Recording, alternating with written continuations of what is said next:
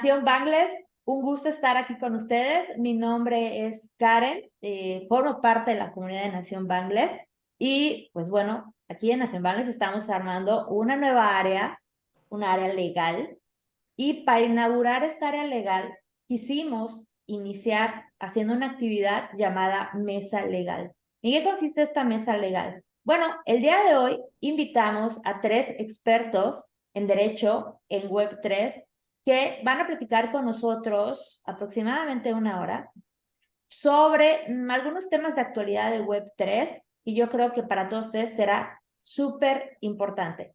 Así que bueno, pues agradezco que estén viendo este video y voy a empezar con la presentación de nuestros invitados.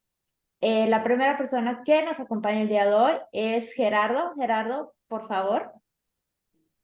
Bueno, antes que nada, gracias por Bankless Nation o Bankless DAO, a veces un poco me confundo. Es que la verdad es que es la primera vez que entro en contacto con ustedes y creo que podría ser de María Elisa. Eh, bueno, me llamo Gerardo Guamán Morales, soy de Lima, Perú. Soy abogado civilista. Actualmente estoy llevando una maestría, una, una investigación en lo que es concerniente a criptoactivos y temas de proceso civil. Netamente me dedico a litigar y estoy ya, digamos que activamente en comunidades cripto desde el año 2022, desde inicios del año 2022. Muchas gracias, Gerardo. María, por favor. Muchas gracias, Karen, y mucho gusto a todos. Estoy muy agradecida, muy contenta de estar en esta primera mesa. No es, en verdad es una muy un buen inicio en realidad para la mesa. Y bueno, les comento, yo soy abogada especializada en contrataciones con el Estado y también en gestión pública. Y bueno, también estoy desarrollando políticas públicas y por eso es que me empezó a gustar bastante el tema de las criptomonedas, ¿no? Porque podía pues de repente realizar algún tipo de política para apoyar en en su regulación, ya que bueno, ya más adelante lo diré, pero pues en nuestro país todavía falta el desarrollo. Entonces, esa fue la parte en cómo yo llegué, ¿no? A la Web3, ¿no? Porque al principio no pensaba que la Web3 podían entrar más carreras, ¿no? Yo pensaba que solo eran programadores, pero veo que si uno, digamos, tiene las ganas de aprender y entrar y apoyar a un proyecto, en verdad el tema legal está en todo. Entonces, por esa parte entré, me gusta, estoy especializándome en NFTs también. Y bueno, aparte de derecho, también soy artista, así que de cierta forma lo estoy llevando de la mano, especializándome en NFTs, tanto de la parte legal como artista. Así que eso es una parte mía que les comento ahora. Gracias por compartirnos eso, María. Teresa. Claro, María, no escuché en qué país estás basada. Ay, perdón, yo estoy en Perú. Ah, súper, súper. Bueno, un gusto, mi nombre es Teresa Carballo. Yo igual ando aquí metida en el mundo Web3, cripto, legal y sinónimos. Yo me enfoco principalmente a todo el tema de creación de entidades legales, o sea, como toda la estructura corporativa en Panamá. O sea, principalmente manejo los temas legales de las fundaciones de interés privado, de las sociedades anónimas y demás que están súper utilizadas para temas cripto y también todo el tema de apertura de cuentas bancarias y todo eso. Entonces me toca como que hacer esa estructura legal y muchas veces ser el punto de referencia de otros abogados que buscan constituirse en Panamá. Fuera de eso también ejerzo el derecho en México, entonces principalmente temas de propiedad intelectual en el área industrial, o sea, marcas, juicios de nulidad y todo eso. Y nada, súper chévere aquí. Muchas gracias. Y pues bueno, al final, pero no por lo menos, mi nombre es Karen Amezquita, algunos de ustedes ya me conocen, soy abogada, radico en México. Sin embargo, como que mi experiencia profesional se ha enfocado más al área de asuntos públicos, en la administración pública de nuestro país. Eso me ha permitido como que detectar o ver o analizar todos esos como esas áreas de oportunidad que tiene la administración pública y cómo podríamos usar el tema de criptoactivos. De hecho, no sé cuándo se habrá publicado este video, pero antes del mismo salió publicado en Nación Bangless un artículo en los cuales pues doy una opinión sobre cómo podríamos empezar a usar la tecnología de blockchain para mejorar algunos procedimientos en nuestro país, procesos y procedimientos en nuestro país respecto al tema electoral. Echen un ojo, está muy interesante, pequeña publicidad de Nación Bangless.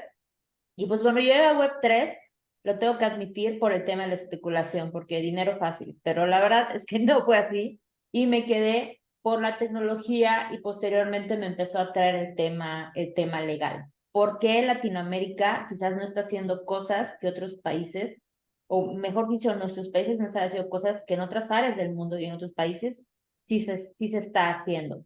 Y precisamente por ello quisiera empezar ya más en forma esta actividad preguntándoles, ¿qué opinión tienen en general de las regulaciones legales sobre los criptoactivos? Comenzamos en el mismo orden, por favor. Gerardo, adelante. Sí, bueno, yo la verdad, como parte de mi formación profesional y académica, considero que donde hay acción humana, siempre es posible que se dé un conflicto de intereses. Entonces, nos guste o no, requerimos de la regulación. Es cierto que en el mundo cripto existe una cierta resistencia, o quizás ya de frente una actitud de no querer saber nada con la regulación. Sea porque la tecnología a veces avanza más rápido que el derecho, sea por ciertas ideologías que prefiero no mencionar a fin de mantener mi neutralidad en ese punto, pero de una u otra manera está. Entonces, como la tecnología cambia nuestras vidas y cambia nuestra manera de relacionarnos, a fin de evitar conflictos, es necesaria la regulación. Entonces, sí, yo considero que la necesitamos ese diálogo entre lo que son las disciplinas jurídicas y lo que es el mundo de la tecnología, las finanzas y las inversiones. No sé, sería todo por ahora. Muchas gracias, Gerardo. María, por favor. Sí, claro. Bueno, yo he visto, digamos que hay bastante ausencia de regulación y yo también estoy de acuerdo que exista la regulación, ¿no? Y hay demasiados proyectos, ¿no? Incluso hay proyectos que por la desinformación, pues, digamos, se estafan, ¿no? Entonces, yo creo que la regulación es buena. Digamos que en este año he visto bastante avance y eso lo veo bastante positivo, ¿no? Porque eso quiere decir que están cuidando bastante, digamos, las inversiones que pueden hacer, están cuidando también la protección de los consumidores, ¿no? Las custodias de las criptomonedas y todo. Entonces, yo creo que la regulación está por un buen camino, ¿no? Digamos que también yo creería que en un futuro, por ejemplo, haya unas regulaciones de criptoactivos de repente fronteriza. ¿Por qué? Porque digamos que nosotros tenemos muchos proyectos de distintos países, ¿no? Y usamos distintas criptomonedas y bueno, vamos a distintos lados. Entonces, si hay conflicto, debemos de tener, creo que, una regulación que sea transfronteriza y no solamente, digamos, de país, ¿no? Porque a veces si tenemos ese problema, ¿cómo hacemos con la regulación? Un país no está regulado, el otro país sí, entonces, ¿cómo hacemos con el conflicto? Entonces, yo creo que esa sería una manera en un futuro, pero por el momento, por ejemplo, el avance que veo en Europa es bastante bueno, no es bastante positivo y creo que eso ayudaría a dar como un ejemplo positivo para los otros países para que también sigan la regulación, ¿no? Porque hay bastantes vacíos todavía, ¿no?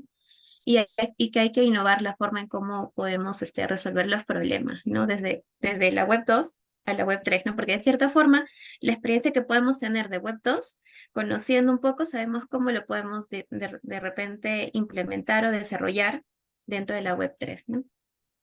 Y bueno, esa es mi opinión positiva. Muchas gracias, María. Teresa, por favor. Bueno, yo pensaría que sí va mucho a esta línea de la cooperación internacional, porque los organismos internacionales son al final los que nos van a exigir a todos nuestros países tomar cartas en el asunto.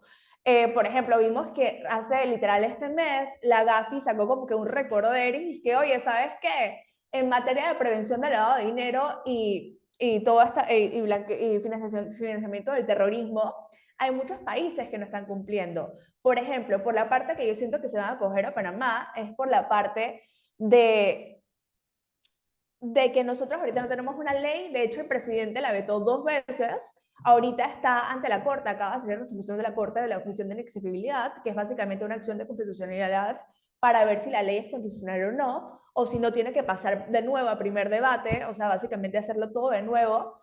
Pero, por ejemplo, el GAFI está yendo a Panamá. El GAFI ya dijo, ¿sabes qué? Estamos pensando en sacarte la línea gris, entonces vamos a ir a Panamá y vamos a ver si estás cumpliendo con todo, pero ¿sabes qué? No estás, o sea, cuando llegue va a ver que con la recomendación 15 de Gafi no está cumpliendo. Entonces, así como con los demás países. Entonces, yo pensaría que por esta es la vía que va a empezar. O sea, ¿qué te dice Gafi? Te dice, ¿sabes qué? Mira, en los otros aspectos puedes aceptarlos, puedes prohibirlos, todas las actividades que son relacionadas a los activos digitales, pero por lo menos sean estas aceptadas o no en tu país, tienes que cumplir con las políticas en temas de prevención de lavado de dinero. Entonces, yo sí considero que esto es un parteaguas en la manera en que todos nuestros países van a estar tomando en consideración esto. Por ejemplo, en México, toda la parte de actividades vulnerables sí está regulada para los activos virtuales. Entonces, sí, o sea, básicamente, y otro tema que yo veo que es sumamente interesante es lo que tú mencionabas, María, o sea, también qué pasa, obviamente todos estos negocios, todos estos proyectos no están en un solo país, los consumidores son de muchísimos países, y entonces también viene ese problema de los proyectos que es que, ok, o sea, yo maybe estoy basado en un país, estoy basado, por ejemplo, en Panamá, entonces, pero mis clientes son de todas partes del mundo, entonces, ¿con qué legislaciones tengo que cumplir?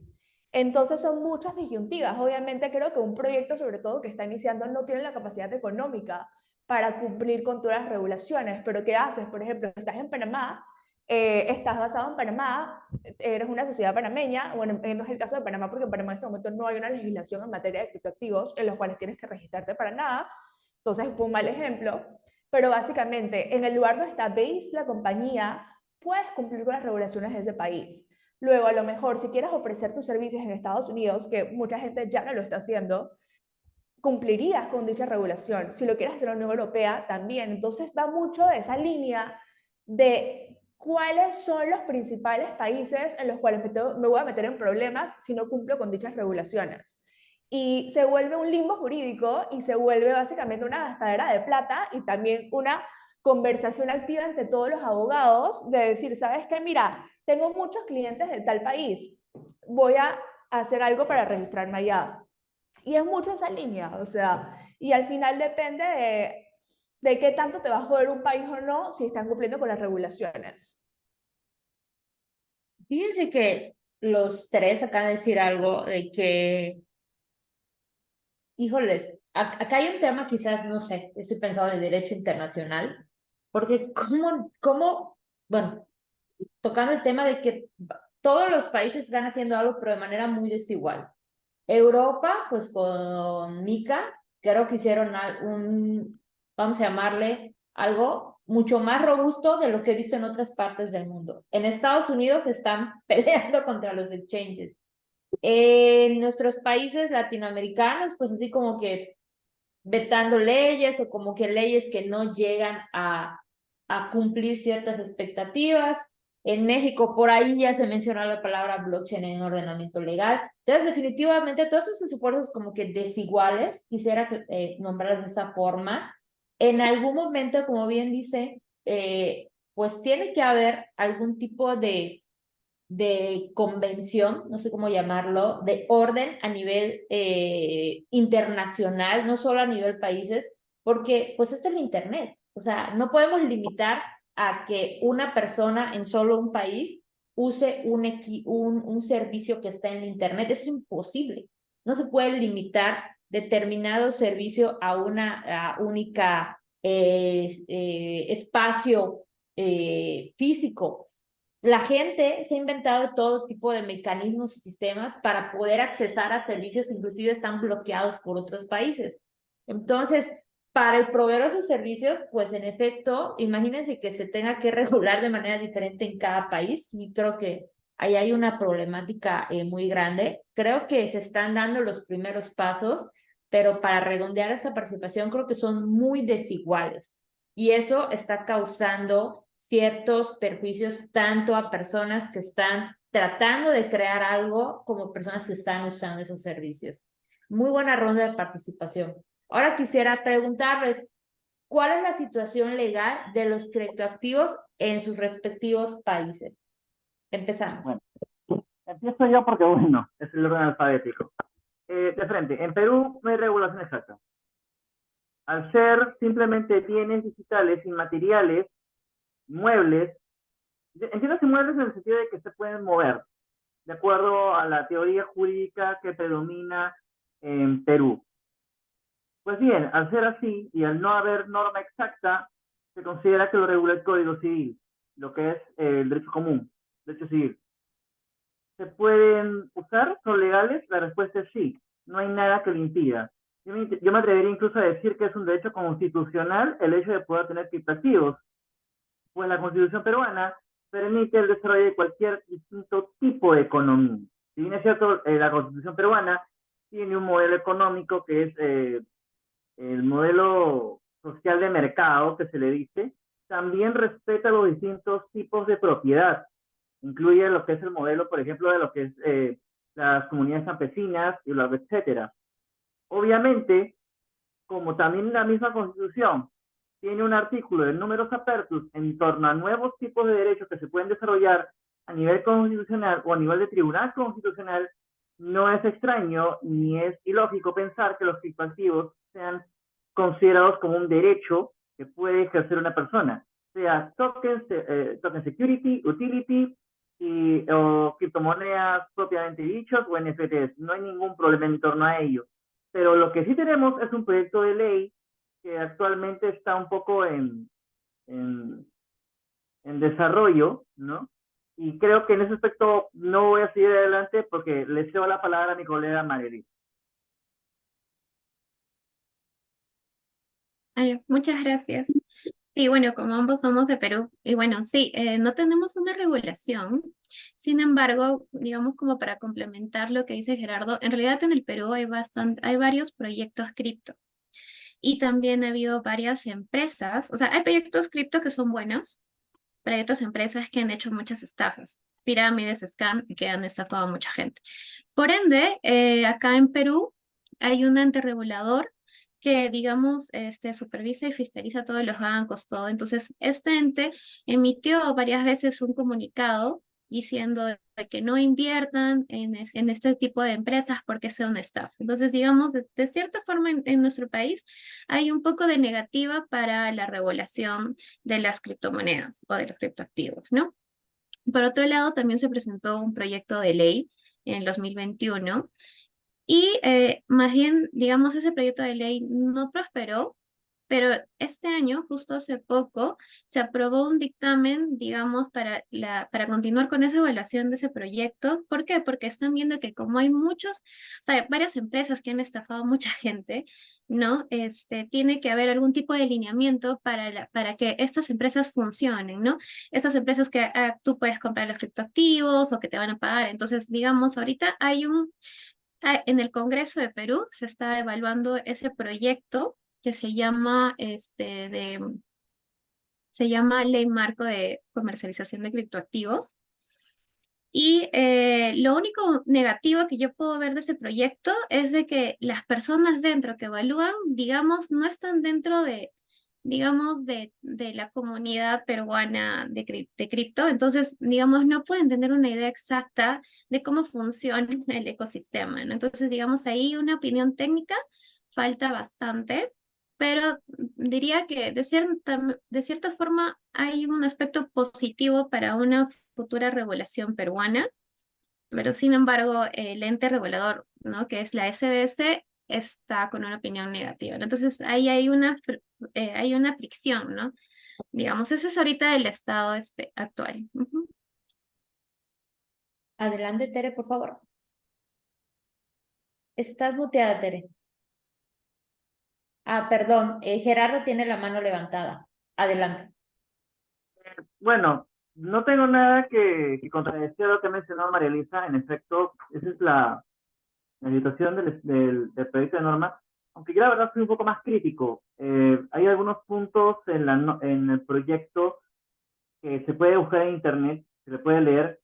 Es más la parte de exposición de motivos que la misma norma en sí misma. Ya ha habido muchas críticas desde un punto de vista doctrinario. Incluso la crítica más fuerte que he escuchado es que se les ha comparado como una especie de Frankenstein jurídico que ha tomado perspectivas de distintas legislaciones de Sudamérica y las ha querido mezclar en una sola. Eso de por sí, bueno, incluso hay un punto que también me parece sumamente criticable, hay un punto del artículo 13 de ley que dice que la información tenía que ser dada en español. La información tiene que ser dada en español. Yo digo, en el Perú existen varias lenguas indígenas y dialectos. Supuestamente, Mundo Web 3 tiende a ser inclusivo. Yo no entiendo cómo una norma que no, digamos, dio esos aspectos, que sea reflejo completo de la diversidad cultural del Perú y de su diversidad también económica, pretende regularlo bien. Entonces, creo que más que todo es una norma hecha de carácter un poco, hecha mal, por no decir otro término. Entonces, es simplemente esperemos que, tal como lo dijo mi colega, se pueda optimizar la norma con el paso del tiempo. Un sandbox regulatorio hubiera sido muchísimo mejor, muchísimo más óptimo, a fin de verlo en caso concreto y poder solucionar cualquier contingencia que pudiese surgir. Pero es lo que tenemos. Entonces, me sumo también un poco a lo que dice María Elisa, de que sería bueno de que personas del mundo cripto se puedan sumar a hacer escuchar su voz dentro del Parlamento, a fin de que las perspectivas de los consumidores, como también de las personas dentro de la industria, pueden ser tomadas en cuenta. Nada más. Muchas gracias, Gerardo. Tere, adelante. Súper bueno. Yo creo que en particular el tema de Panamá es muy interesante. ¿Por qué? Porque si nos remontamos a básicamente todo el tema de sociedades, todo el tema de fundaciones, es muy interesante porque aunque en Panamá, ok, aunque tú eres un proyecto de Web3, tú dices una DAO, vamos a decir, tú eres una DAO.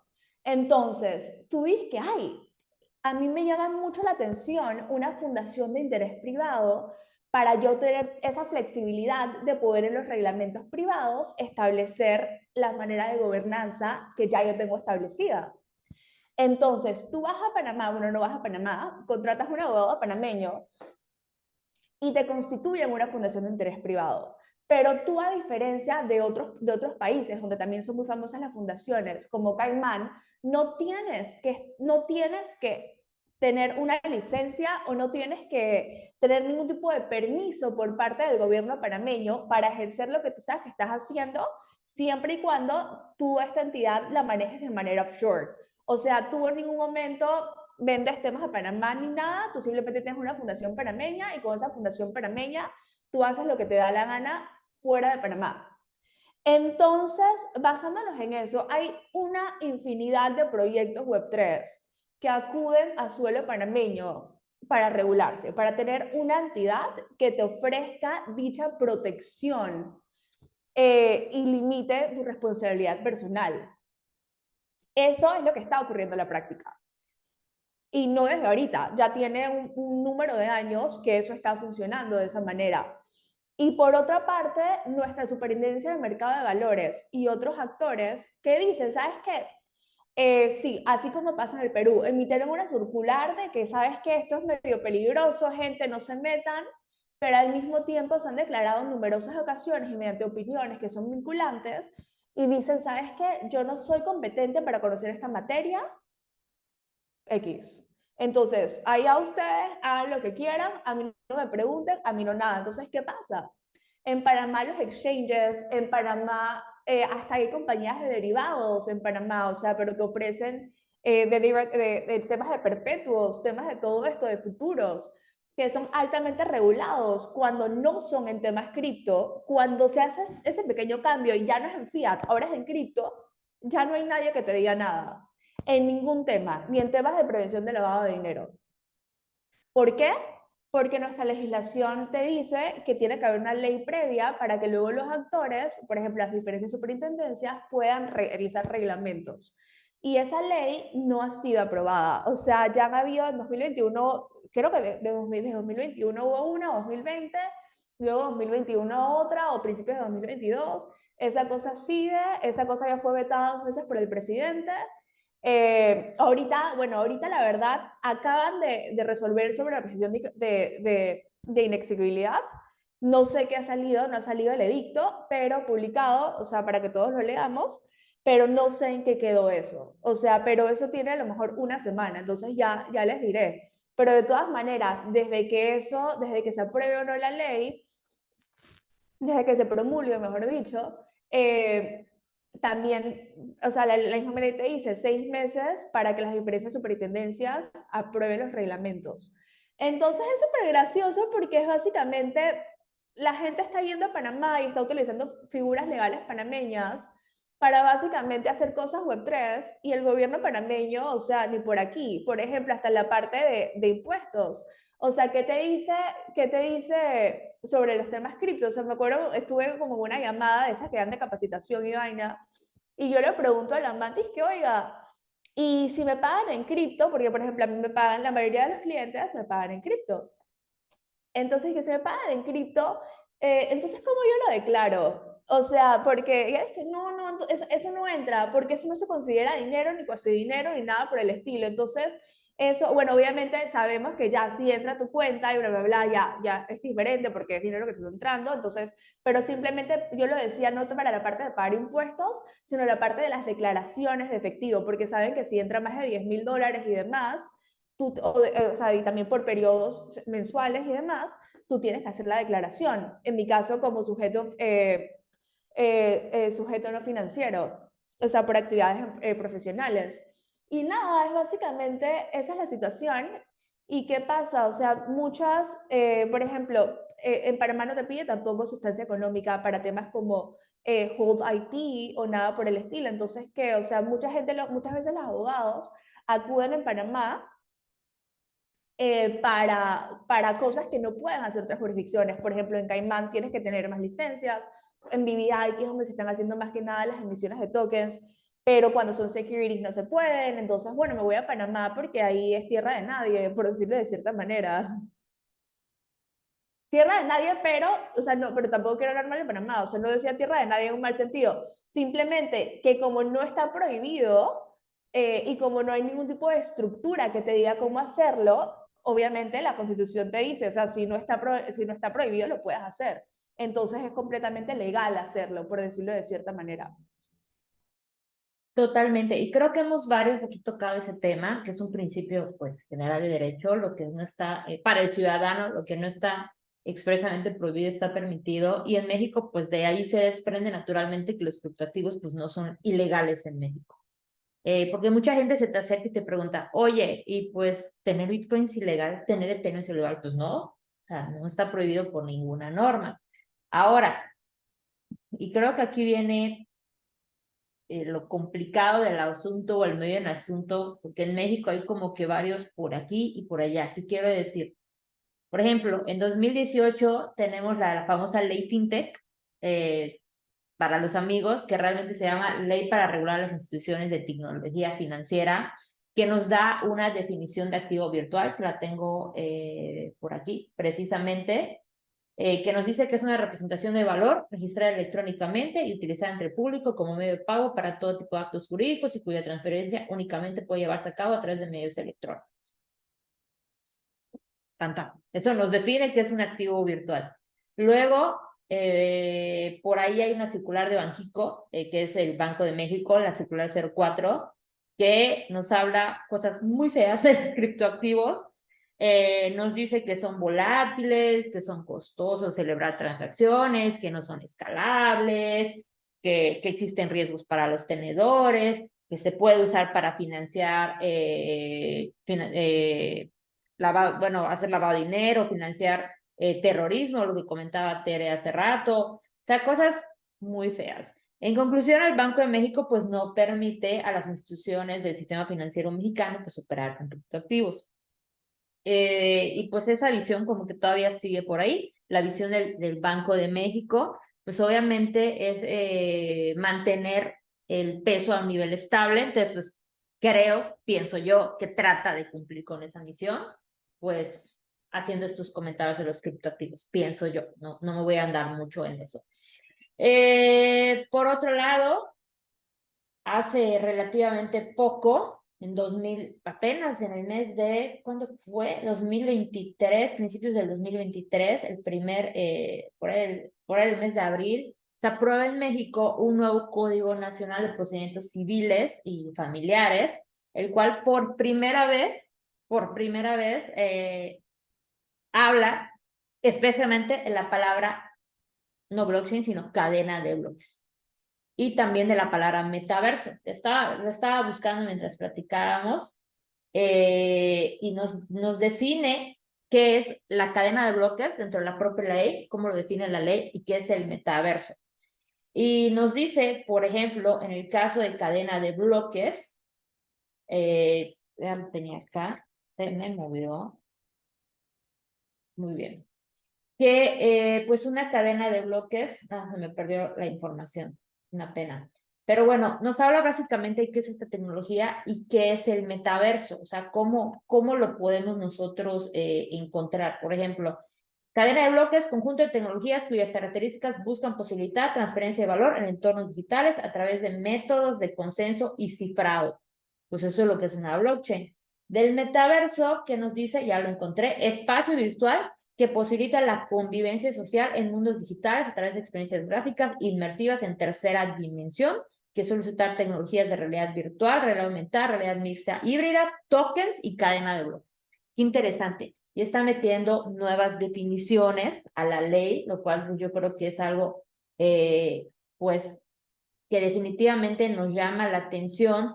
Y finalmente estos términos o uno de estos términos como es cadena de bloques, los usa en el artículo 350, donde nos habla precisamente de la valoración de las pruebas. Interesante que esté ahí, porque nos menciona ese artículo que cuando la RR quiera que un documento sea conservado y presentado en su forma original, ese requisito quedará satisfecho si se acredita que la información generada, comunicada, recibida o archivada por medios electrónicos, ópticos, digitales o cuánticos de cualquier tecnología se ha mantenido íntegra e inalterada a partir del momento que se generó por primera vez.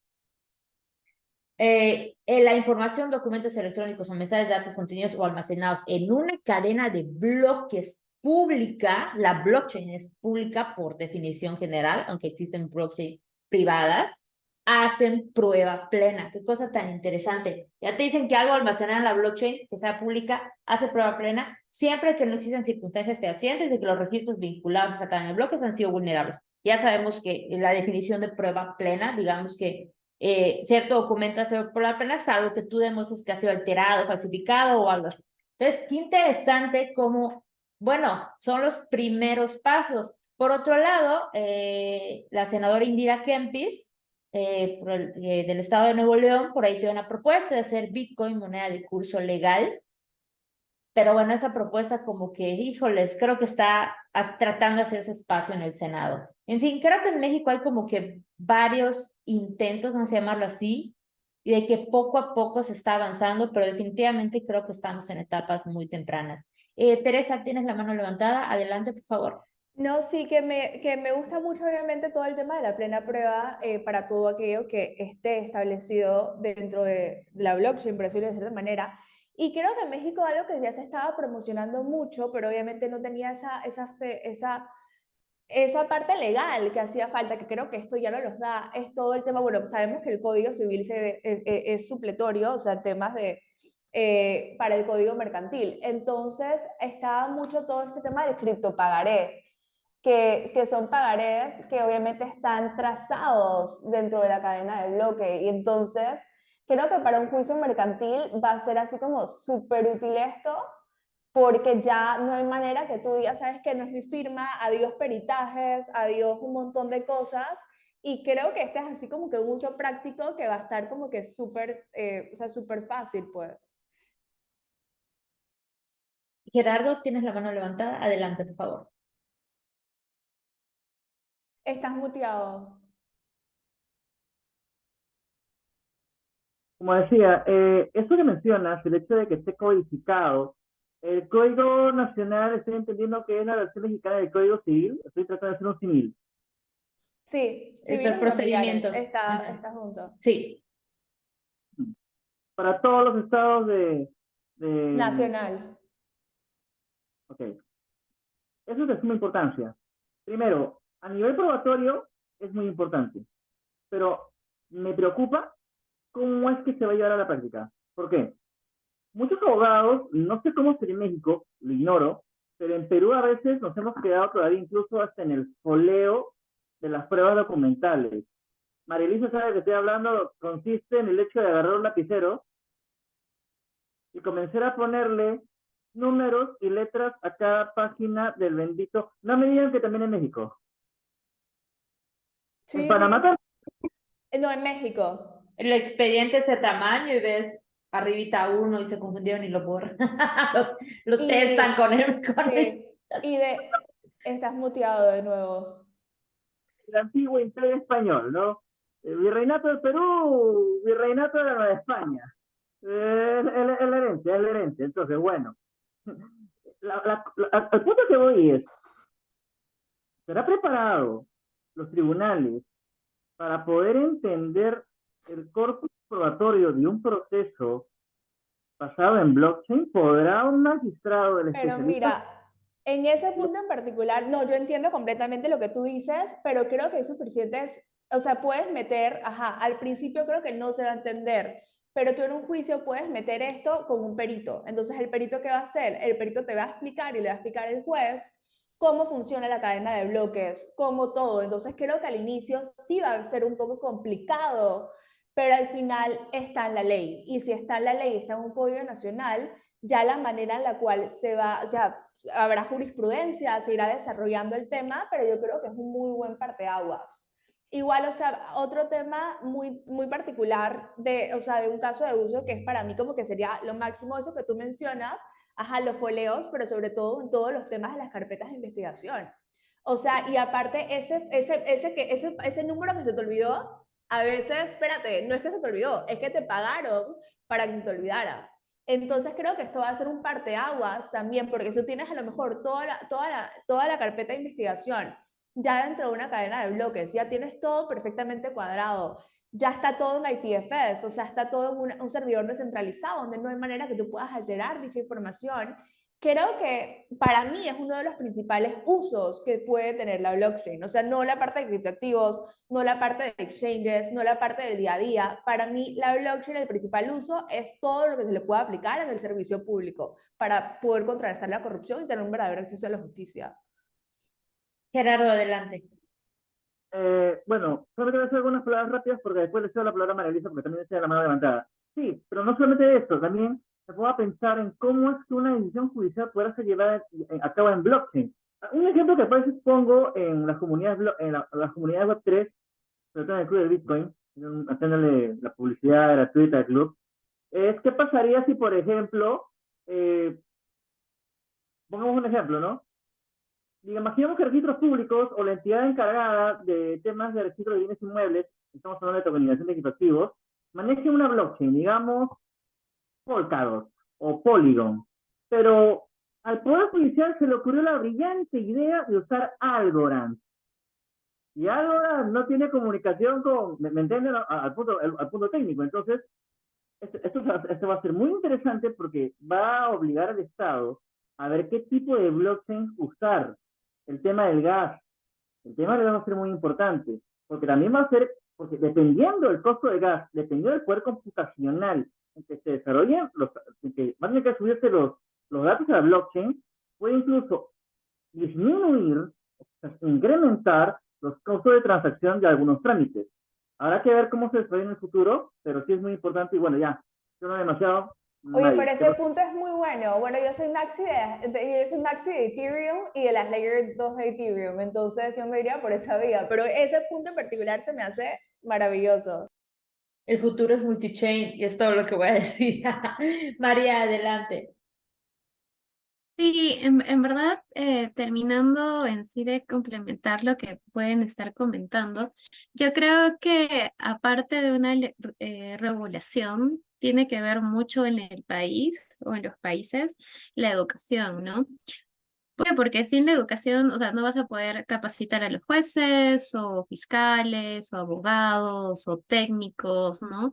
Incluso se va, digamos, yo creo que innovar este tipo de peritos, ¿no? Puede haber peritos técnicos en blockchain o cosas así, que la gente que ya está ahorita en blockchain puede convertirse en un perito si es que se crea algún tipo de escuela de peritaje en los países, ¿no? Porque en realidad sí se puede capacitar, pero yo creo que también la gente que ya está adentro puede contribuir, ¿no? Entonces yo creo que va a haber bastante innovación creando estos puestos de trabajo, nuevas, bueno, no sé si nuevas carreras, pero sí puestos de trabajos y capacitaciones para todos, ¿no? Porque eso es lo que estamos haciendo ahorita de cierta forma en las distintas comunidades de los distintos países, ¿no? Tratar de abordar a todos, ¿no? Pero todavía la mayoría está con la mente cerrada, ¿no? Y estamos tratando de que entren y entren. Pero yo creo que tanto la regulación como la educación es bastante importante para seguir adelante con todo el Y la voluntad blockchain. política igual. Ujú. Sí. Totalmente. Totalmente. La verdad es que el debate estaba muy bueno, pero estos 10 minutos me volaron la cabeza. Cómo surgieron tantas ideas. Fíjense todas las aplicaciones. Hablamos de diferentes blockchain, de temas de gas, en registros públicos, civiles, para normas, para expedientes, para trazabilidad en el juzgado. Es el típico, se perdió el expediente. ¿Cuántas cosas, cuántas aplicaciones podrían tener la tecnología blockchain? En nuestros países todavía como que está iniciando eso, como yo les hice hacer un esbozo así rapidísimo, y sé que se me olvidó algo, no voy a andar en eso, en la recomendación que hizo la Prodecon sobre el tema de tributación en activos virtuales y demás, no voy a hablar del tema porque ya sería alargarme más. Quise darles un esbozo muy rápido de cómo está la situación en México, pero fíjense que como platicamos, o todos ya saben, hemos platicado, en otros países como que ya van un poquito más atrás. Entonces, ahora quisiera preguntarles sobre 3 casos en particulares que son como que los más sonados actualmente. Bitcoin como moneda de curso legal en El Salvador, Estados Unidos ahorita y la SEC, que ha sido súper sonado últimamente, y Europa y el esfuerzo regulatorio de MiCA. ¿Qué opinan sobre estos 3 casos? Gerardo, adelante, por favor. Mira, yo creo que para entender lo que está pasando en El Salvador, más que verlo de un punto de vista netamente legal, porque tú ves la ley Bitcoin, es muy pequeña. Lo mismo que la legislación que habla del fideicomiso Bitcoin de El Salvador también es pequeña. Lo lees en menos de 5 minutos, en menos de 10 minutos. A un par de términos técnicos propios de la legislación salvadoreña y lo entiendes. Creo que esto tiene mucho que ver con la perspectiva política que tiene Nayib Bukele, un poco su lucha contra el tema de las maras, con, con, contra, esta, contra estos miembros del crimen organizado, que curiosamente muchos miembros de organizaciones terroristas se han aprovechado del anonimato de la blockchain, de lo que es la famosa web profunda, la dark web, a fin de poder financiar sus actos delictivos. Creo que lo que ha intentado el gobierno salvadoreño es, un poco a la fuerza, tratar de sacar al, al mundo centroamericano de esta actitud tan estatista, tan de casta política, y a la fuerza empujarlo al mundo del libre mercado, a pesar de que Nayib Bukele se define a sí mismo como socialista, como de izquierda. Entonces, creo que hubo sus errores y sus fallas en torno a la adopción, a pesar de que la norma dice claramente que no es obligatoria, teniendo en cuenta el nivel de adopción, dependiendo de si una persona está muy metida en tecnología o no. Creo que por ahí van los tiros más que todo, es un muy buen experimento en torno a, no los resultados, sino en torno a el propósito.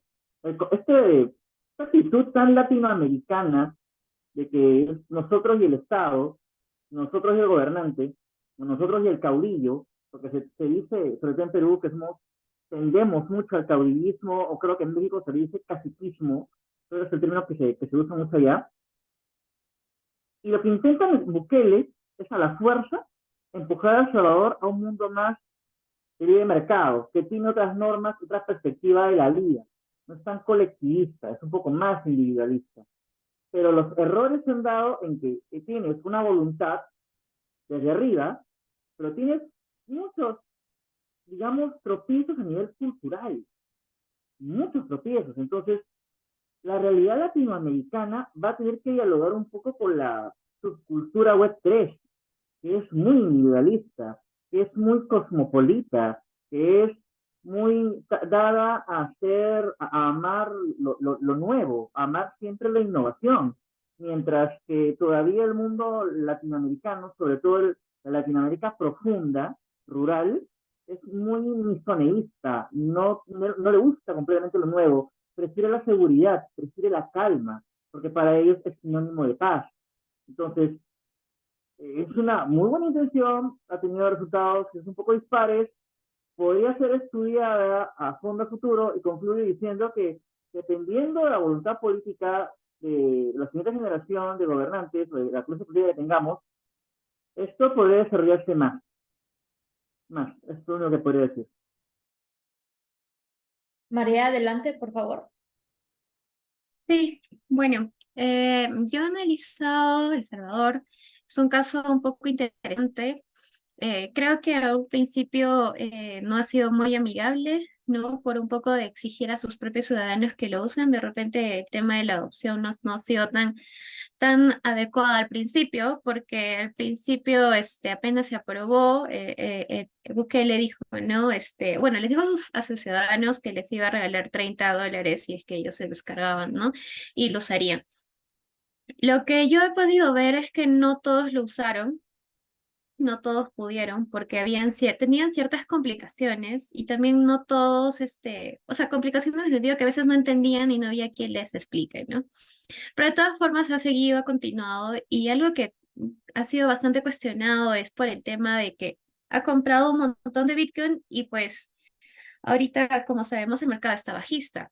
Ya ha seguido de la baja, ¿no? Y recién está subiendo un poco, pero ha sido bastante cuestionado porque ha perdido bastantes recursos del Estado, ¿no? Entonces, yo creo que, si bien es cierto, un país está bien que regule que haya una moneda o sea, que sea de ya legal en su país, pero también creo que el presidente no ha medido, digamos, el choque entre el uso de esos recursos, porque los estaba perdiendo, e incluso este año ha aprobado una ley sobre los bonos, ¿no? Los bonos Volcán, donde con estos bonos él está intentando, digamos, tener más inversionistas en su país y que estos inversionistas, pues, ¿cómo funciona, no? Le den dinero, él les va a pagar en Bitcoin, pero ¿qué pasa si es que sigue cayendo, nunca sube y al final cuando él paga esos Bitcoin, pues la deuda nunca va a terminar, ¿no? Entonces, de todas formas, si bien es cierto, está creando ciertos precedentes, como estos bonos que van a ser los primeros bonos de Bitcoin que se están emitiendo, pero de cierta forma no sé si está llevando de una buena forma al país, ¿no? De una forma económica y de forma legal, ¿no? No sé si se lo está evaluando de cierta forma, pero yo de todas maneras tengo bastante crítica sobre la forma en cómo lo está llevando, ¿no? Porque no es que todos los ciudadanos puedan estar muy contentos, ¿no? Con el sistema que se está desarrollando ahorita. Sí, bueno, esa es mi opinión por el momento. Sí, o sea, yo creo que por esa misma línea que no podemos separar la forma del fondo. O sea, la forma en que todo el tema de la regulación de criptoactivos, de toda la forma en la cual se metió Bitcoin como moneda de curso legal en El Salvador, no fue la de una democracia. Punto. Entonces, Mónica Tajer, que, o sea, me imagino que ya han escuchado de ellas, que era la man que estaba hablando, promoviendo todo el tema de activos digitales en El Salvador. la man que iba a hablar, no sé, ella tenía un puesto político, o sea, no sé si o sea, no sé cuál es cómo son las jerarquías allá, pero era como que la encargada de asuntos de activos digitales. La man renunció y la man anda por ahí en Twitter hablando de la corrupción en El Salvador. Entonces, ¿qué uno puede esperar con eso? Por otra parte, o sea, por ejemplo, sí sé que para todo el tema de proveedores de activos digitales en El Salvador, ellos tienen la Comisión Nacional de Activos Digitales y entonces es básicamente muy fácil sacar estos permisos, estas licencias y entonces otras personas de otros países quieran o no ejercer en El Salvador por el mismo tema de que quieren estar reguladas en algún país y por ejemplo que si quieres estar en un Play Store, si quieres estar en algún tema así como Exchange, te piden tener una licencia. Entonces la gente llega a acudir a El Salvador. No es tan difícil obtener estas licencias como proveedores de servicios digitales. Los precios tampoco son exorbitantes, creo que vale como $4,000 la licencia, 3,500 y ya luego se paga la anualidad. Y como que también, bueno, los mares están dando por esta vía, pero o sea, para mí, o sea, no soy muy partidaria de Bukele. Por la parte siguiendo con los países que hemos mencionado, bueno, la parte que veo mucho en Estados Unidos es la falta de certeza jurídica. O sea, de que los proyectos ya no quieren tener clientes de Estados Unidos, están viendo la manera como de darle la vuelta al gato, o sea ver por dónde ir. Por ejemplo, muchos de estos proyectos que quieren tener inversores de Estados Unidos, pero tienen miedo por todos los temas de la incertidumbre, porque o sea, el día de mañana vienen, te tocan la puerta y te joden.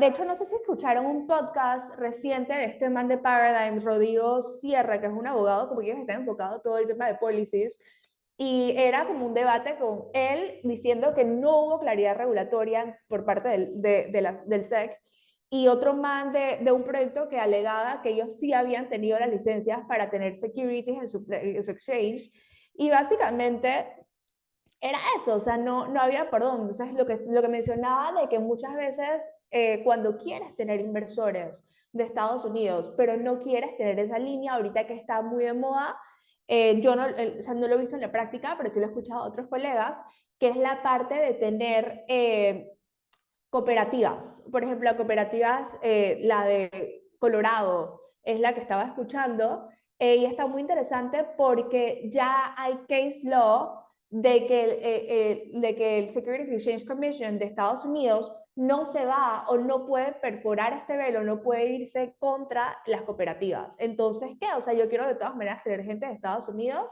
quien compra dichos tokens, por ejemplo, en un initial sale o algo por el estilo, es esta cooperativa y ya los miembros de la cooperativa son las personas que actualmente los están comprando. Entonces creo que básicamente lo que la gente está haciendo, o sea, por ejemplo, no sé si han visto en el forum de diferentes proyectos, por ejemplo, de MakerDAO, los manes tienen que la lista de cosas que están haciendo para los países en donde no quieren tener problemas. O sea, básicamente todo el tema de que, ¿sabes qué? Cero publicidad en esos países, cero, o sea, ¿cómo se llama eso de cuando haces geobloqueadores y toda la vaina? O sea, para que personas no puedan tener acceso, pero está complicado. O sea, creo que fue COP o sea, creo que da miedo. O sea, creo que ya estamos en un punto en donde tú como proyecto Web3 te da miedo que venga alguien y te diga, ¿sabes qué? O sea, infringiste cierta cantidad de cosas y hasta la parte de los abogados. Ahorita no sé de qué proyecto, pero como que estaban diciendo que los abogados que veían toda la parte de compliance igual están renunciando por miedo a que vengan y como no hay a lo mejor entidades que los están protegiendo, que vayan contra ellos mismos, lo que pasó con el man de sushi. O sea, creo que está bastante Foucault. Y ya por el tema de MiCA y por todo el tema del MiFi y todo esto de la Unión Europea, creo que les da mucha claridad en ciertos aspectos. También he escuchado muchos temas de que obviamente como no se ha visto tanto en la práctica, y es muy difícil también en ciertos países sacar las licencias, pero creo que sí, o sea, creo que todo el mundo está yendo por su lado. Y bueno, y a ver qué sucede. Precisamente eso que comentas, Teresa, es lo que decíamos al inicio, de que sí, esto está como que cada quien muy regular, como que unos sí, otros no, como que muy desiguales todos los esfuerzos regulatorios. Gerardo iría primero, veo que tiene levantada la mano, y posteriormente María. Adelante. Gerardo, ¿estás muteado? Gracias. Rápido, a fin de que también Marilisa también pueda aportar. Bueno, en torno a lo que es Estados Unidos y Nica, de Estados Unidos no sorprende tanto que tenga esos problemas. Hay que recordar que el sistema estadounidense, el sistema jurídico estadounidense, es un sistema anglosajón. Tiende un poco más a la costumbre, no más que toda la jurisprudencia, al caso concreto, no tanto una norma en sí. Si a eso le sumamos el hecho de que también es un estado federal, que un poco si uno revisa la legislación estado por estado, te das cuenta que algunos estados te permite la licencia para operar transacciones de criptoactivos. En otros existe lo que es un momento, por favor, hay un término que es propio de los estadounidenses, carta de no acción, que es propio, que es como un pronunciamiento de la entidad estatal, por el cual dice, ¿sabes qué? Yo no intervengo. Entonces, si el propio Estados Unidos, como país federal, no todo está completamente regulado, hay un sandbox, Delaware se lo permite, otros son un poco más flexibles, y a eso le sumamos un elemento muy importante, que es la cultura libertaria estadounidense, esa especie de conflicto que existe en el mundo rural, que es muy crítico con la intervención estatal propia de su herencia, de lo que fue la guerra de independencia estadounidense. Bueno, ya pasó hace unos 6 días su día de la independencia. Vayan, por favor, todos a ver El Patriota con Mel Gibson, por favor. Y este externo conflicto contra el Estado federal, ¿no? Hay hasta videojuegos que hablan del conflicto entre las personas del campo y el FBI o la CIA. Hay toda una subcultura que es propia de la mentalidad gringa, de la mentalidad estadounidense. Entonces, si eso le sumamos su clima político, es obvio que problemas con lo que es Binance, con lo que es Coinbase, ya para ponerlo en concreto, son de suma importancia, porque no es solamente un aspecto regulatorio, es también un aspecto también cultural. Entonces, si bien es cierto, creo que la audiencia, en el caso de Coinbase, no recuerdo si fue de Coinbase o de Binance, la jueza, la magistrada, se puso un poco firme con el representante de la SEC diciéndole, señor, ¿dónde están las pruebas? No recuerdo exactamente qué caso fue, y creo que el representante de la SEC como que un poquito ridículo, repito, no recuerdo exactamente el caso, pero sí me llamó la atención la demanda contra Coinbase en el sentido de todo el desarrollo teórico que realizó. Son creo que más de 100 páginas dicha demanda, aparte de las acusaciones concretas. Muy interesante señalar que en dicha demanda se centraron en el propósito de la norma en sí misma. La norma que nació en 1934, creo yo, si no recuerdo bien las fechas, pero en el instante que se planteó la demanda, centraron la norma que regula la SEC surgió en el contexto de la Gran Depresión, del 29, que toda la falta de regulación que existía en aquella época, y por lo tanto nosotros surgimos para proteger el mercado. Ergo, todo aquel que se enfrenta a nosotros es enemigo no solamente de la regulación, sino enemigo de los consumidores. Y es una narrativa que se nota, si uno lee la demanda, se nota que va por ese punto. Muy, muy inteligente y muy astuto, ¿verdad? La SEC. Sin embargo, parece ser que, te repito, no he visto la audiencia, parece ser que la magistrada no le ha comido tanto el cuento, por ese lado. Y en torno ya, Mica, para terminar y ya le pasa a Marilisa, es de mucha importancia lo que diga la Unión Europea, no solamente por el tema del hecho de que hay muchos usuarios allá en Europa, con cada uno con su propia legislación, siendo Liechtenstein, ni siquiera si lo he pronunciado bien, creo que es uno de los primeros en sacar el primero en sacar una norma específica en criptoactivos, y es que en la Unión Europea no solamente consumidores, hay proyectos, hay muchos proyectos, entonces va a permitir crear una norma marco para todos los países, pero también va a resonar en todo lo que es el mundo occidental y en todos los bloques políticos y económicos que tengan buenos tratos con la Unión Europea. Es todo lo que podría decir y ya le doy paso a María Luisa. Gracias, Gerardo. Bueno, complementando lo que dijeron, porque ya han dicho casi todo, en realidad a mí me parece bastante interesante cómo lo lleva tanto Estados Unidos como Europa, ¿no? Porque es es un poco contrario. Siento que en Estados Unidos la SEC es bastante restrictiva, es bastante, o sea, yo no sé por qué cerrarse tanto y no ver un tema positivo como lo que está viendo ahorita Europa y que está en esa transición, ¿no? De implementar más cosas para que se implemente bien la ley MiCA ya desde el otro año, ¿no? Porque va a tener ese tiempo de transición, que me parece interesante y buena porque no va a ser un choque. Y también creo que en esta transición van a haber, digamos, nuevas regulaciones de repente que puedan suplir esos vacíos, pero me sorprende bastante que en Estados Unidos haya bastante restricción y bueno, no tanto con la parte legal.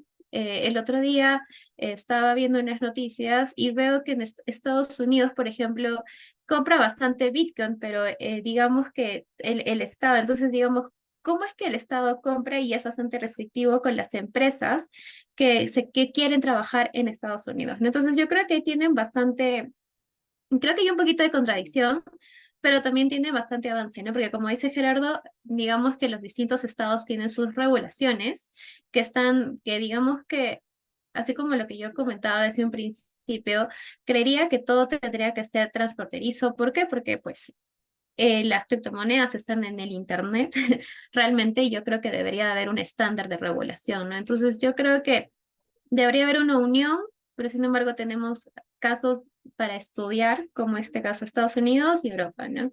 Y ver estas contradicciones, ¿no? Sí.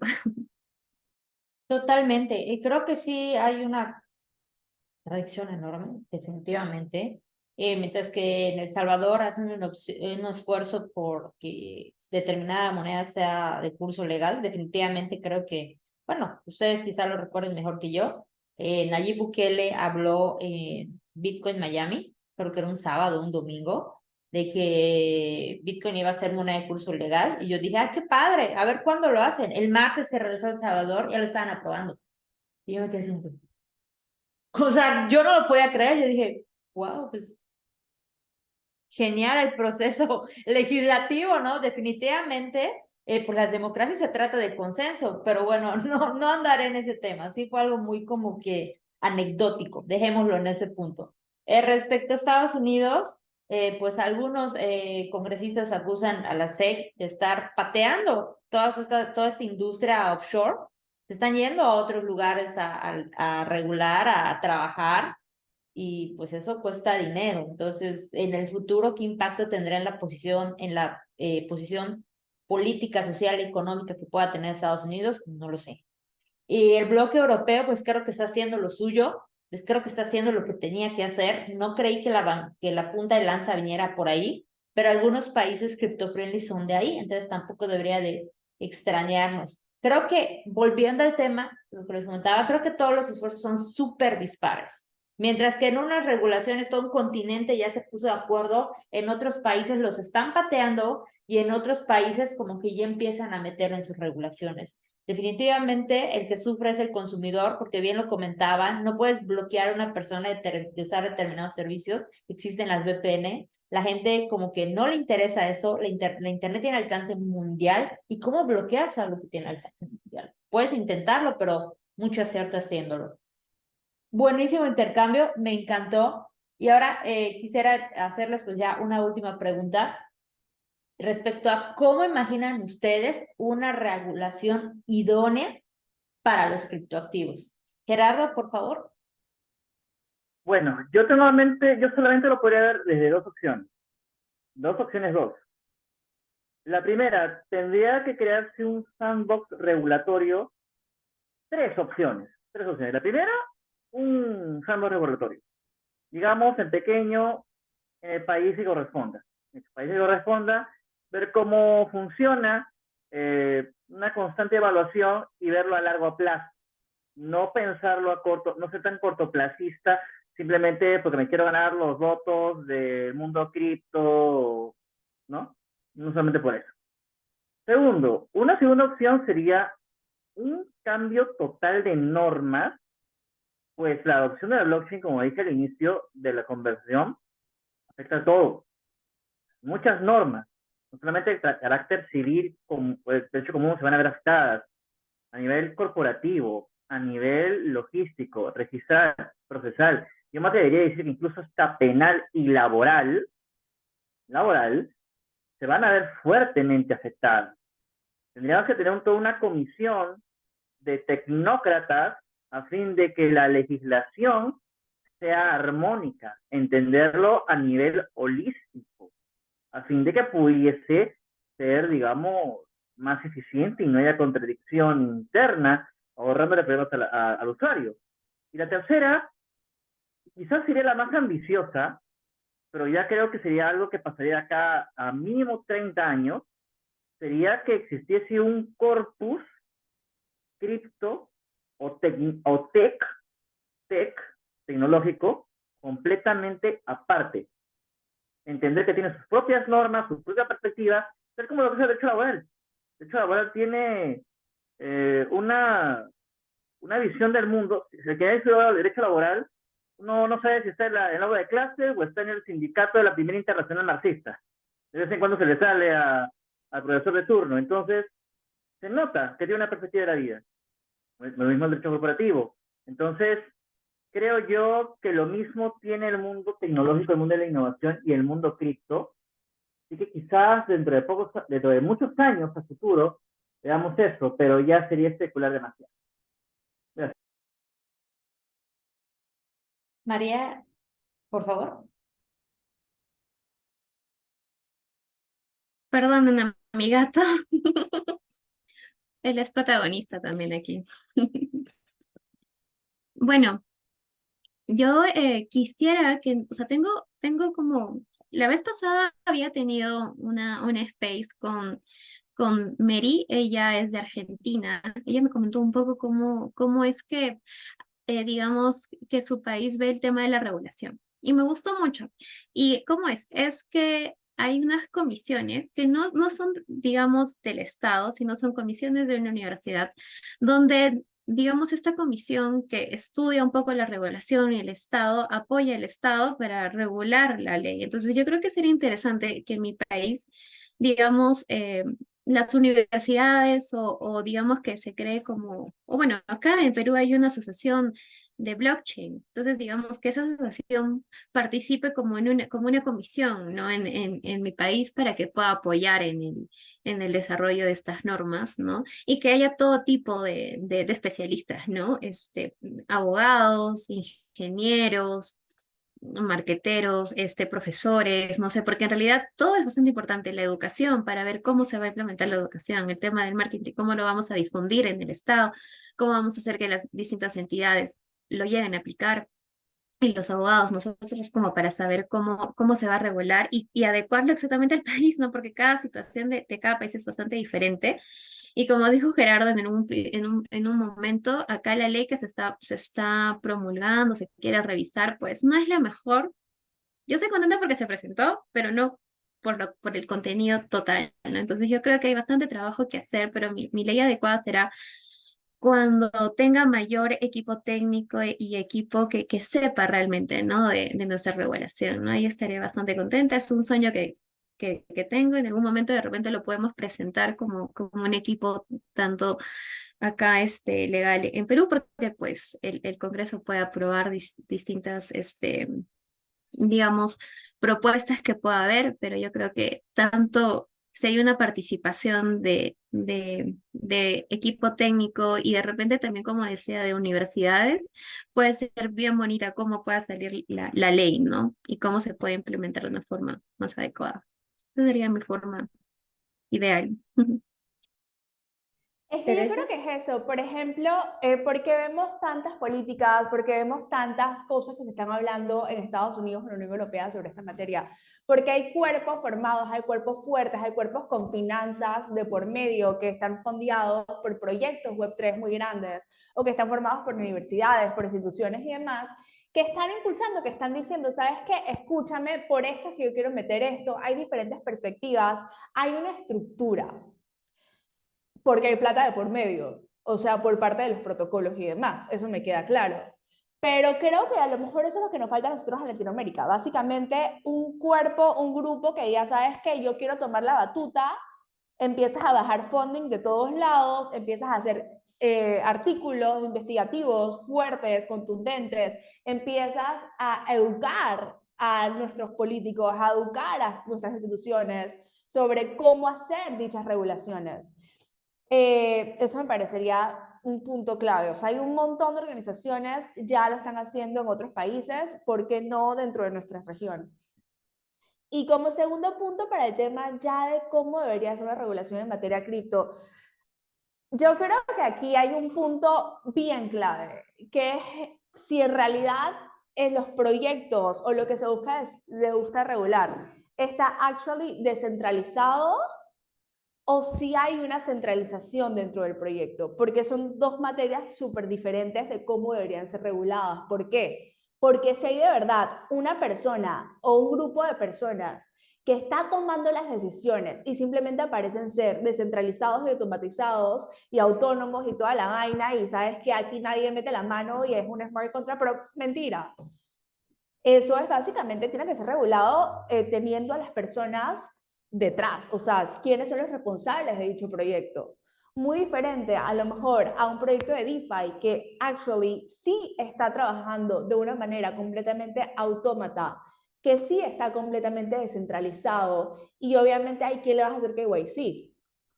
O sea, todo el tema de estos proyectos que dicen que los fondos en realidad están custodiados de manera separada, pero al final, o sea, yo tenía la llave, se me perdió, o sea, lo jodía a todo el mundo, altamente volátiles. Creo que hay dos maneras muy diferentes de cómo regular estos dos tipos de proyectos. Por la parte, también creo que es muy importante para la parte de los proyectos que en realidad sí buscan ser descentralizados, que sí en realidad son proyectos que funcionan de manera ya automática, por decirlo de cierta manera, la parte de las auditorías, o sea que tú tienes que autorregularte y estar haciendo, auditando fondos, auditando el smart contract, auditando, o sea, temas así como más técnicos, más sofisticados. O sea, también creo que hay mucho esa línea de la autorregulación. O sea, sabes que a lo mejor en mi país, por ejemplo, yo personalmente, yo no trabajo con ningún proyecto que por ejemplo para los fondos iniciales, para recopilación de Investment Initial Funds y todo eso, que para la parte de la firma de los SAFEs, para la parte de todas las inversiones iniciales y demás, no han KYC. O sea, para mí es fundamental todo el tema del KYC, todo el tema de que esté en orden, todo el tema de la proveniencia de los fondos. Y creo que también es eso, nosotros solitos tenemos que ir poniendo nuestras líneas de qué está bien y qué está mal y qué hay que replicar y qué no. Yo sí soy muy partidaria de la autorregulación, de autovalorar, o sea, y sí, aunque mi país no me lo pida, sí cumplir con criterios internacionales, porque al final, o sea, si es un crimen, bueno, ahí sabemos que esa vaina por el tema penal por cualquier lado se levanta, el levantamiento de velo corporativo, toda la vaina, entonces, por qué perjudicarte?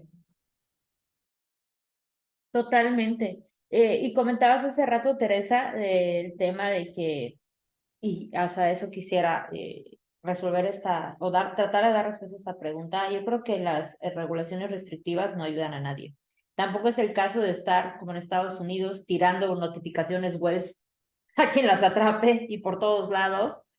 Pero eso no significa que las reglas no sean claras.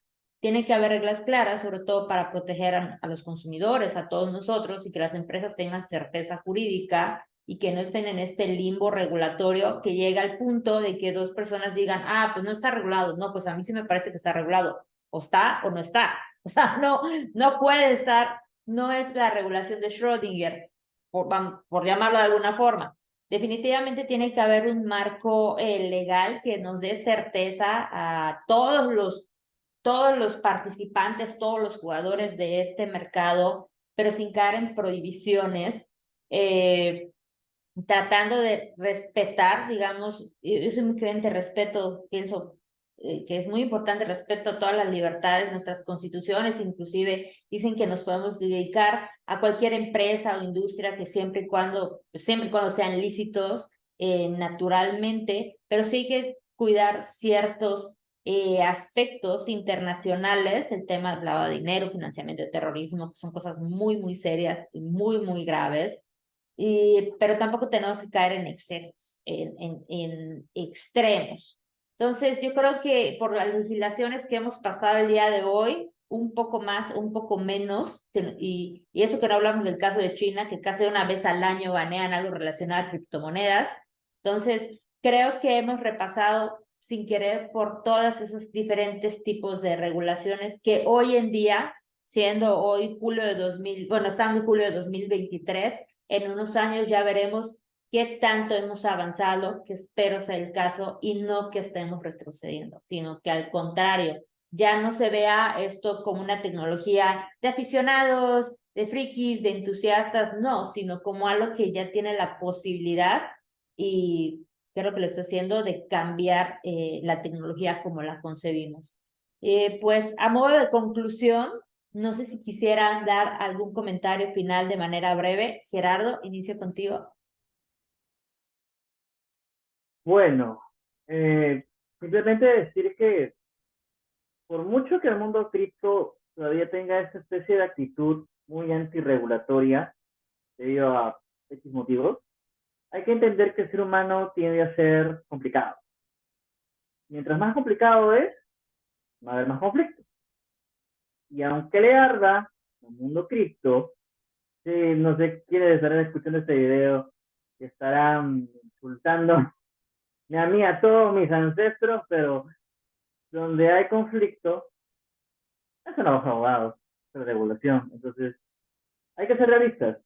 No hay que tenerle miedo a la regulación, hay que permitir ese diálogo entre esos dos ámbitos. Si hay diálogo, hay consenso, hay paz, y obviamente se pueden desarrollar mejor los proyectos que hay con este nada tema. Nada más. Adelante, María. Bueno, a mí en verdad me emociona bastante que no haya regulación, porque es un ámbito que podemos, digamos, desarrollarlo y como abogados, pues es interesante, me emociona realmente ver todos estos casos, porque pues nos permite innovar, nos permite, digamos, buscar las herramientas de cómo resolver, ¿no? Cuando alguien viene con alguna pregunta legal, ¿no? De, por ejemplo, de la comunidad, ¿no? Y decimos, oye, esto pasa en la web 2, creo que eso puede ser en la web 3, y en verdad eso a mí me gusta poder apoyar y me gustaría poder en algún momento pues realizar alguna norma, ¿no? O sea, bueno, no sola, ¿no? Obviamente, sino con un equipo, pero me gustaría ser parte de ese equipo que pueda ayudar e impulsar a nuestro país a la adopción, ¿no? De las criptomonedas. Así que a mí realmente el tema legal me gusta mucho, siento que hay mucho por desarrollar todos de todas o sea, en verdad, todas las carreras y todos los abogados de todas las áreas que están desarrollándose pueden entrar y desarrollar, porque en verdad hay de todo, de arte, también para, por ejemplo, las mujeres, para incluirlas en las tecnologías, que también digamos, hacer bastantes políticas, ¿no? Políticas y desarrollarlo en los distintos sectores, ¿no? Así que yo muy emocionada y agradecida por la oportunidad también de poder hablar acá con ustedes y tener las distintas perspectivas de cada tema. Muchas gracias. Teresa, adelante. No, primero que nada, gracias por invitarnos. La verdad estuvo muy, muy interesante la conversación a todos en Nación Bankless. Y segundo, yo creo que en el tema legal es bien interesante, porque la verdad como que hace un año y medio, 2 años a nadie le importaba eso de los abogados. O sea, esos manes que están haciendo aquí, esos manes para qué. O sea, me acuerdo cuando yo fui a un evento, uno de los primeros eventos que fui, o sea, hubo un panel de derecho y todo el mundo dice que, espérate, regulación en temas cripto, o sea, qué chucha. O sea, como que fue así como, o sea, como que, o sea, la gente súper against it, y ahora como que tú ves todas las vacantes que abogado, abogado, abogado, compliance, compliance, compliance, compliance. Entonces es como que algo que está mucho por descubrir, o sea, y creo que no hasta en los hackatones. O sea, yo pensaría que entre los jurados, Fren, mete un abogado. O sea, porque esta idea es maravillosa, pero en verdad tu idea no es ejecutable porque el parte legal está jodido. Entonces, nada, o sea, súper emocionada de estar en este momento de la historia en el cual los abogados son extremadamente importantes en el mundo Web3. Y nada, a seguir construyendo, a seguir viendo cómo damos soluciones a nuestros clientes. Y es bien divertido, o sea, está bien entretenido, la verdad. Mientras que no te metas en problemas jurídicos. Y totalmente, de veras que coincido con todo lo que han dicho ustedes tres en estas conclusiones.